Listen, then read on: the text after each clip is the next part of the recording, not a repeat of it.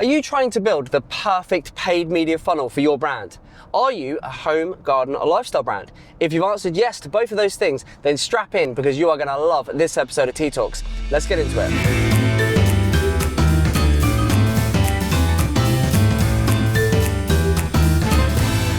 Right, Con, welcome back. This is your first ever T.E.A Talks car edition. How are you, my friend? You well? I'm very well, thank you. How are you? Very good, very good. We are on our way for another busy day out. We're in the car and we thought now is the perfect opportunity to record yet another T.E.A Talk. Yes. It's becoming a bit of a thing. I'm loving these, I've got to admit. And we've got a fantastic chat today. So what we thought we would share is what we believe is the perfect paid media funnel. Yes. Why do we think this is going to be such a good T.E.A Talk? Oh, because this is one of the questions that our prospects and clients always ask. Don't they? You know, what is the perfect funnel? What should we be doing? Which platform should we be on? I mean, that's the overarching theme we see all the time is brands come to us and we look at what they're doing across the different platforms, different channels. And there's always it's always a mixed bag, but 9 times out of 10, they're on too many platforms, aren't they? Yes. They're spreading themselves too thin. Very much so. We see that all the time. We see that all the time, yeah. And then we start to work from where they are right now. We start to break everything down, analyze the performance, and then build out the perfect paid media funnel for them. And what we tend to come out with, I think you'll agree, is the funnel that we end up producing for most brands, maybe because we're in the same sector of home, garden, lifestyles, so they're very similar brands for the most part, we often come up with kind of a bit of there's a lot of characteristics. It looks very similar, doesn't it? Yes. Time and time again, the funnel, we don't reinvent the wheel every time, do we? No, and we don't have to. And the beauty of it is that actually, in this case, less is more. And I think one of the very first things that we always do with many campaigns is we have to consolidate as much as we possibly can, because we've got clients or prospects coming into us saying, I've got this very, very complicated, very complex funnel. And then we just go into it and we find that they've got 5-6 different channels they rely on. Yeah. And then suddenly... And all of them don't have enough budget. No, they don't. They don't have enough creative assets. No, they don't. Today, every time. They are not optimized either. Not optimized, This is the biggest probably, this is the biggest challenge, I say, for any brand. And I think this is where the certain level of marketing sophistication has to come in, because I think for such a long time we were being sold that, you need to be on X, Y, and Z to be able to succeed. But really what you have to do is you just need to understand your own customer journey and then build it and gear it towards them. Yeah. And that's the thing, because I said at the top is a lot of the paid media funnels that we build out are very similar, which they are, but there are always nuances. Because we've got some products that we're marketing, for 10, 20, 30 pounds. Yes. We've got other products that we're marketing that quite literally are 5, 10, 15, 20,000 pounds and everything in between. So the types of funnels we're building do vary, but we don't over-engineer things. We don't reinvent the wheel, because actually when your data will tell you what's working, what's not, and which channels you need to be on. But so for this T.E.A then, if we think about what we generally do, what do we think is? Do you want to kick us off? We'll go back and forth, because we might even we haven't rehearsed, so we might even have mixed opinions on this. We might, because so what do you think is the first part of that paid media funnel? What do you think? Well, absolutely start with your goal in mind and just understand what is the intent of your client. Yeah, what's the goal? Yeah. What's the goal? Yeah. And with each customer, they will have different goals, because some of them will just want to research your product or service, the other ones will be ready to buy. Yeah. And I think for that, you will just need to understand the fact that maybe one funnel is not enough. And maybe on the other hand, maybe you won't necessarily have a funnel anymore. Maybe you will just have to flip it on the side and just see what is the linear approach to it. Yeah, true. And I would say that there is no one size fits all on this one, but I would say that the very, very start should be of what they are searching for. Yeah. So if they are searching for a service or product, always start with a search platform. Yeah. So it will be Google or... Yeah, we're talking Google and Bing's the bedrock, isn't it? That's the foundation. Yes. Microsoft Ads. Well, quite. Yes, but Google and Microsoft Ads are the foundation. They are And, you know, very every much time, you know, that's gonna serve as the foundation, isn't it? And then within that, what are the campaigns? So if you think, I'm just gonna try and visual. I like quite visual. So to visualize this, that's like the foundation of your house, right? You need a solid foundation, and so. If we're doing Google ads, if we're doing Microsoft ads, what types of campaigns? You sort of hinted at it there, but you think you would put search first? I would definitely put search first, yes. What's going in that typically? So in search first, I would start with the ad group that will be the campaign that will be your brand campaign, depending on how much your brand is branded search. For. Yeah. So branded search, then I would start with the top of the funnel. So very broad keywords, if you like, and the things that people might be searching for or things people might be thinking about when they are searching for your type of product or service. Yeah. And then build from there, and then just go more and more granular. So the moment you start actually, you know, just putting all these nice, big, broad terms on the very top of the funnel, and start narrowing it down to something slightly more distilled. So if we think about our clients, every single one of them will have a branded search campaign somewhere in their ad accounts, won't they? In fact, even some of the brands that don't have, that are purely driven by Performance Max, they will always have one search campaign, and it always will be a brand. We'll always have brand because the reason we always advocate having a brand campaign, search campaign, is it's going to be your cheapest clicks. Yes. They're going to often be your highest converting, because these are people, if you think about, put yourself in these are people that know your brand, they're searching for you, they're repeat customers, they're returning, they're searching for you by brand. You've built that know, like, and trust. Therefore, they're coming back. Most of your competitors, generally speaking, won't be bidding on your brand, so the cost per clicks will be really, really cheap. And you want to gobble up that traffic. If it's people that are searching for you, they're returning, they know you, then you want to get those all day long. And some people say, well, why would you bid on brand? Why would you do that? Why wouldn't you do it to guarantee you're going to come up top when it's going to cost you pennies in the grand scheme of things? And also, just to add to that, it will very nicely work with your SEO campaign. Yeah, exactly, and it will come exactly. So search. So we've got our foundation, and a part of that foundation is branded search. And then you mentioned about broad, which again, all of these are, we could take one of these things, and it could be a T talk in its own right. There's each of them are massive topics, but broad search terms. What's the purpose of that? Just to capture traffic, bring people in. Traffic, just cast that net as wide as you possibly can, and just bring these people in. Just feed algorithm the data. But from a search perspective, you want to do that, and then as well as Performance Max. As well as Performance Max. Yes, because what we feed Performance Max comes from the data that we've captured with search. And this is essentially our little infinity loop that starts with your search campaigns. Yeah, and even Google, themselves have got a record saying, don't become solely reliant on Performance Max. No, exactly which we are seeing when we're reviewing ad accounts. We're not even seeing the brand separate. No. We're just seeing a Google ad account running, spending 10, 20, 30 grand a month, and we look at it, and they've got one or multiple Performance Max campaigns and nothing else. And we're just like, right, firstly, split your brand, because that is completely skewing your Performance Max campaigns. Yeah. And then, as you say, exactly that affinity loop. It's such a really great evergreen point that we do, is we go, use search to feed Performance Max and use Performance Max to feed search. Exactly. And it just works? It just works, because then the next type of campaigns you're going to start bringing in is going to be your display and your remarketing. Yeah, so, there you go, yeah. And again, because Performance Max in its own right is running the remarketing campaign for you on your behalf, but then if you add display campaigns to the mix, then again, you pay per 1,000 impressions. Yeah. So you don't pay just on impressions and clicks, but actually your clicks are very cheap, and your impressions are very cheap. Yeah. Because you go on volume. Yeah, exactly. So that foundation is, we've got branded search, we're going to have some Performance Max in there, again, depending on what, but we're not going to become solely reliant on Performance Max. Nope. And then even though Performance Max is going to cover display and retargeting, we're still going to run those campaigns in their own right, so that again, you're saying and what we do is we dilute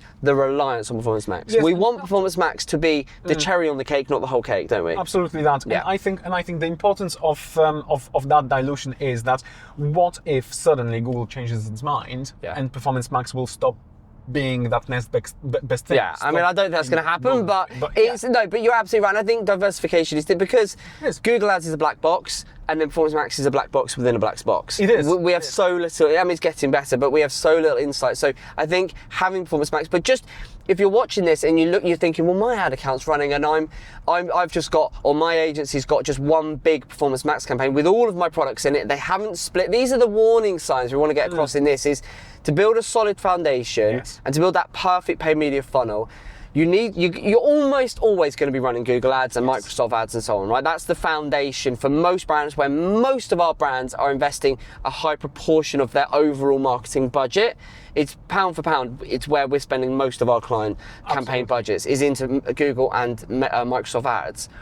Within that though, just don't allow yourself to become solely reliant on Performance Max. Exactly. And the warning signs are, if you haven't got brands split out, that's a warning sign. If you haven't got standalone search feeding that infinity loop with Performance Max, again, that's a warning sign. So these are just little evergreen little nuggets that we can just impart and give to people and go, you know, those are the hallmarks of a really good performance, a really good paid media funnel. Absolutely that. And then once you've got those foundations in place, you can then start thinking about diversifying your channels. Yeah. So if you think about your entire funnel, obviously, yes, it's great to capture that traffic that is coming in, because that's the high search intent traffic. Yeah, people are looking for your product, your service. Yeah. But then, okay, what happens when they haven't bought there and then? Then obviously you will still want to be in the peripherals. You will want to speak to them. You will want to always be there, because they show an interest in your product. They just raise the hand and just, yes, I do like what you do. So this is where other channels are going to come into play, because well, the next step is to understand which are the most relevant channels for you to be able to remarket with. What are we doing mostly? So we've got our Google ads and we've got our Microsoft, that's the foundation. The next step up, which are the channels that we are doing the most of? For us, in terms of when we think about our perfect paid media funnel. Yes, it will be Meta all day long. Isn't it? Isn't it just? And Meta, obviously that's your Facebook, your Instagram ads. Yes. It's just so powerful. It is powerful. Particularly for home garden and lifestyle brands. But for retargeting specifically. Who we're doing it for. But in terms of you can use it for the prospecting, but for retargeting, keeping your brand top of mind, so powerful. Well, exactly that. And I think I always said that sadly, Meta, as powerful as it is, people are not going on Facebook to search for a product or service. Unless they obviously just go down the route of group or anything like that. But predominantly, people are there just to kill some time and just scroll and connect with the friends, family. However, if you then remind them or interrupt that scrolling with your ad, then all of a sudden it will jog their memory and be like, oh right, okay, actually I have been on that website yesterday and I still do quite like, I don't know, this mower. Yeah, this product, exactly that. And you can obviously, getting really technical, but you can plug in all of your audiences and stuff like that. But just simply making sure you've got your retargeting tag on your website, because just to boil this down to real basics for anyone that's not particularly technical. Yes. So what we're basically saying is anyone that goes, as long as you've got a remarketing tag or a retargeting tag on your website, and you will need someone to get this set up for you, but the premise is simple enough. Once someone's been on your website, what we want to do is keep your brand top of mind by serving them an ad, maybe with a call to action, a discount or whatever. That we've all seen them. You go on a website and the next day you see an ad. It's like, oh, there's 10% off this same product. Do you want to come back and buy it? There's a million ways to skin a cat with this stuff, but ultimately that is a core part of that perfect paid media funnel for us, isn't it? We use Google and Microsoft for prospecting with that account set up the way we described, not a sole reliance on Performance Max, and then we use Meta for that retargeting specifically, and then also some very targeted prospecting as well, don't we? Exactly that. And the beauty of this particular funnel is actually that it's so simple that you can't get it wrong. Yeah, although brands do. You would think, but no, but it is, and it doesn't. To get your brand getting into a few million of turnover. This is all you need to do. You don't need to overcomplicate this stuff. And we've got this, and we always advocate of not having an over-reliance, even on paid media. You need to make sure that you have a solid, backbone of your, but what you're buying, i.e. your paid media, what you're owning, i.e. your brand, what you're nurturing through social and email, and what you're earning through your organic. So we're always advocating that. But with this, we're talking about that perfect paid media funnel. And that's the big thing, the big takeaway. it doesn't need to be overcomplicated, does it? It doesn't need to be over-engineered. You can have a really great funnel by just with, as you say, with 2, 3, 4 platforms. Yeah. As long as they're set up right, and you think of it in that way of, I'm using this for this purpose, and this for this purpose, and this for this purpose, you're off to trot. Exactly that. And I think one of the things that is very rarely talked about is that people always think that the very end of your funnel is the conversion, but actually every single section of your funnel needs to have goal on its own. Yeah, absolutely. What else then? Is there anything else? What else goes into the perfect paid media funnel for us? Because we've got that prospecting, we've got the retargeting. What else do we think? If you think about our clients, what else are we doing to build out that perfect paid media funnel? Understanding the data and feeding as much data as we possibly can. Feeding it back in. Feeding back in. And I think this is where we are winning with so many of our clients because we just use their first-party data. Yeah. So every month I get truckloads of data from our clients. They upload their own data to the to Google Ads, to Meta, and we are off to the races. Mainly because that data is so fresh that it never gets out of date, which means that we keep feeding both of the platform, well, all the platforms actually, the data that is most likely to convert in the long run. Yeah, exactly. So that's another big part of it. That is, as I say, that fills in the gaps. It keeps the data fresh.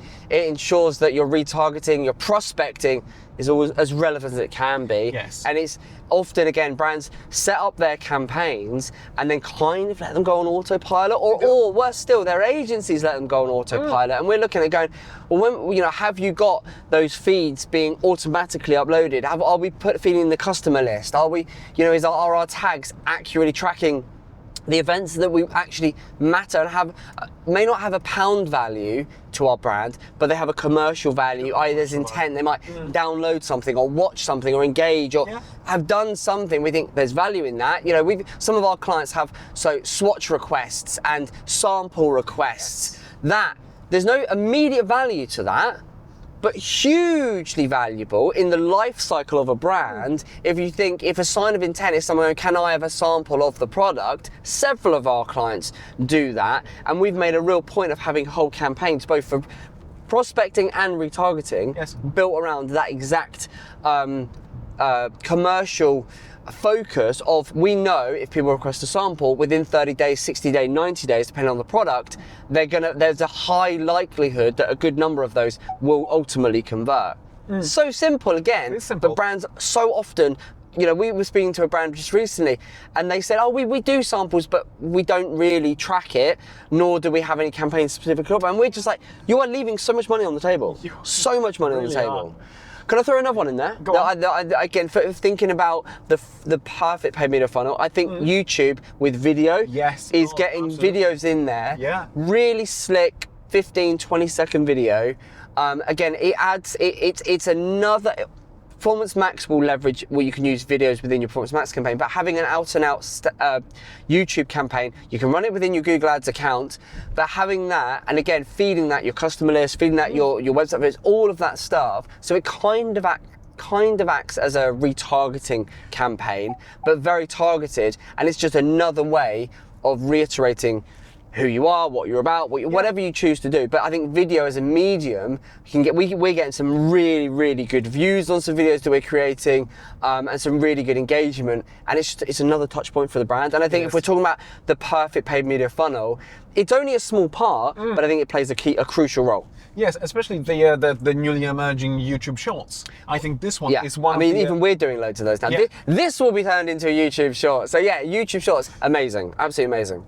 Yeah, and then possibly I'm going to throw in another one in there for you. Go on. Discovery ads.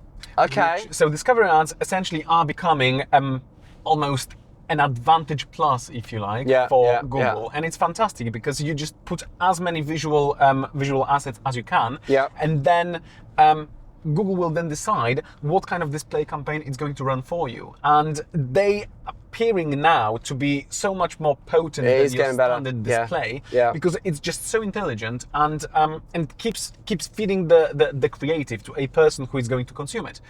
Back in the day, you were just putting a GIF out and just for everybody to see it. Now these days you can put a GIF, a still image and a video, and Google is going to then select which one is going to work best for your remarketing campaign. Yeah, I love that. I love that. So just quickly before we wrap this then, think about our clients. I always like to challenge you on this. Think about our clients and think about if people, so we've described the perfect paid media funnel as the foundation is your Google ads and your Microsoft ads. Then up from there, we've said Meta to support, so you go from prospecting to retargeting. We've then said the next layer up is that data, so you get that feed, constantly feeding fresh, relevant data into all of those campaigns, absolutely vital. And then we've said we've almost sprinkled on the top a bit of YouTube and a bit of discovery. Like that's a lovely little perfect paid media pie. That's what we should have called this T.E.A Talk. Yes. The perfect paid media pie. But that's kind of what it is, right? We sprinkled it on top. But so I'm getting that tattooed here. There you go. The perfect paid media pie. I love it. So if we're thinking about the perfect paid media pie or funnel, whichever you prefer, let us know in the comments which you prefer. If we're thinking about that, budget. How do we structure? Think about our clients. How do we typically structure the budget? So let's say I've got, I don't know, 10 grand a month I'm spending on ads. Where would you apportion that 10K across that perfect paid media pie or funnel? I would start with 75% going towards Google. So that might be all Google related activities. Then give another 15% to your Meta, and then the rest of it pop it into your Microsoft ads. Oh, so 75% for Google. That's going to include Google Search, Performance Max, and YouTube. And YouTube, yes. 15% into Meta. And then the final 10% into. Anyone think you did this for a living? That's a really nice split. And I love that you just come up with that. But that is, I think, that's probably because that's pretty much what we do for our clients, isn't it? As a general rule of thumb, it's not always exactly that, but no, it's not. That's roughly how we split it. Which anyone who would go, that's a lot on Google. And it's like, yeah, because Google's got that search intent. It's got the lion's share of the search market in the UK. So that's where we want to be putting a high proportion of our budget. And also the beauty of that split is that actually you can just balance it up or down depending where you can see the most result coming from. That's just an opening thing. And then, it's always going to adjust, isn't it? But no, I like that. What do you think? Do you agree? Do you disagree? Is there anything else that you would add in to the perfect paid media pie? Or remove? What would you remove? What ingredients have we discussed that you don't like? Let us know in the comments and we will see you on the next one. All the best. Take care. Bye for now.